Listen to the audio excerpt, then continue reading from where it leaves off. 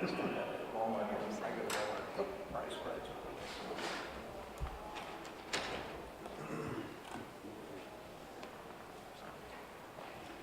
afternoon. Since we just finished what I presume will be somewhat of a newsworthy bill that we thought we'd go ahead and call a midday press conference. We just passed House Bill 126 by the final vote of 117 to 39. With me today is what I would consider the three architects of the bill. I'm going to first turn it over to Representative from St. Gerald next door to talk about the legislation. Thank you all. As I stated on the floor, House Bill 126 essentially started as a heartbeat bill. It would ban abortions once a fetal heartbeat is detected. That could be about as much as 6 weeks into the pregnancy. What we did, we had some great legislators next to me, and those that couldn't make it here, they're in committee. But essentially what we added is if brain waves, brain activity, or heartbeat is detected, abortions would not be allowed.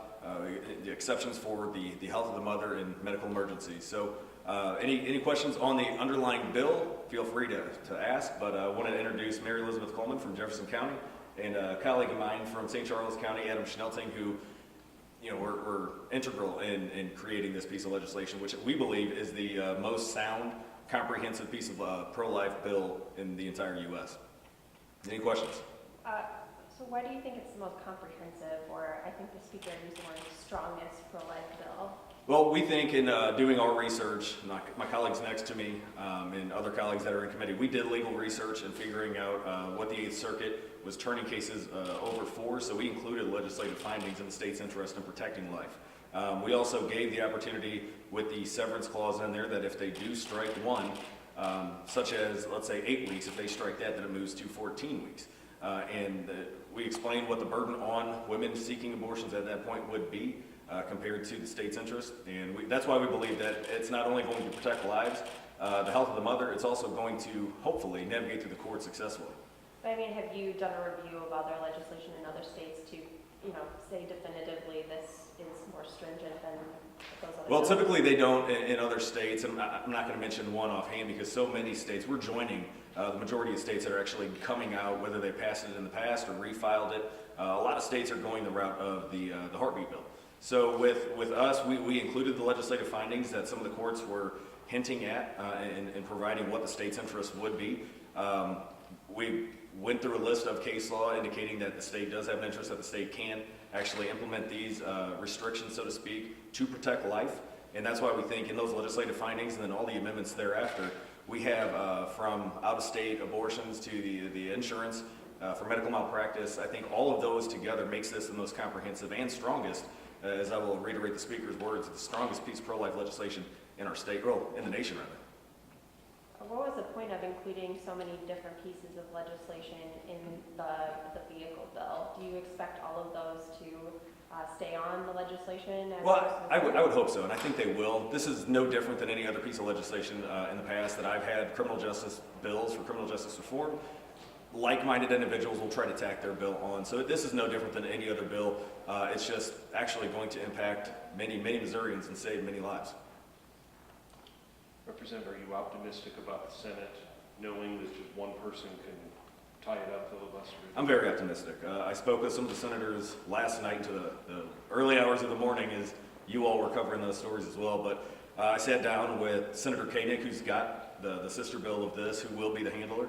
I spoke with Senator Onder and several other senators that are very ecstatic at what we compiled over here, and they're very hopeful and optimistic that they will get it across the finish line in the Senate without needing to bring it back here.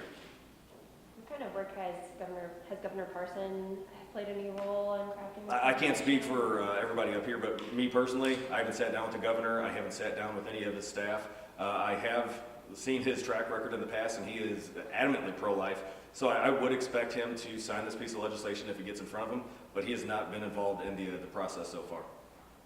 I'm going to turn it back over to the speaker. Thank you very much. Are there any other questions on the legislation for either Mary Elizabeth or Adam? I have a question unrelated to legislation. Well, let's say questions unrelated to legislation. Okay, well, there's going to be a hearing about the Department of Revenue and the error in the state reporting tables. The hearing's in a little less than half an hour on the Government Oversight Committee. I know that Governor Parson said last week he believes that law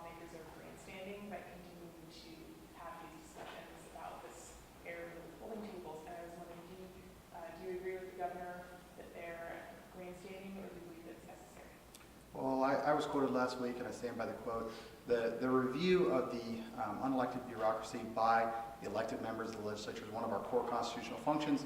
We will continue to exercise that function until we get to the bottom of what we believe the problems are with the Department of Revenue. Anything else? So is one of the goals here for this back on the legislation that we were discussing, is one of the goals here to try to get this up to the U.S. Supreme Court? You talked about the way the bill was structured legally. Is that a hope for this process? The primary goal of this bill is to protect the unborn in the state. What we would like to do is see that become law and pass that way. If the bill does become tied up in the courts, the goal of this bill, and Representative Schroer and Representative Coleman are both practicing attorneys, we drafted this in the hopes that it survives judicial scrutiny. We've given what we believe to be the strongest legal argument that if it goes to the courts, but also the strongest protections if it stays in the law. Anything else? Have you had any conversations with Governor Parson about abortion legislation? Governor Parson has indicated he is supportive of our efforts in the pro-life area and will continue to be so. Thanks, everybody.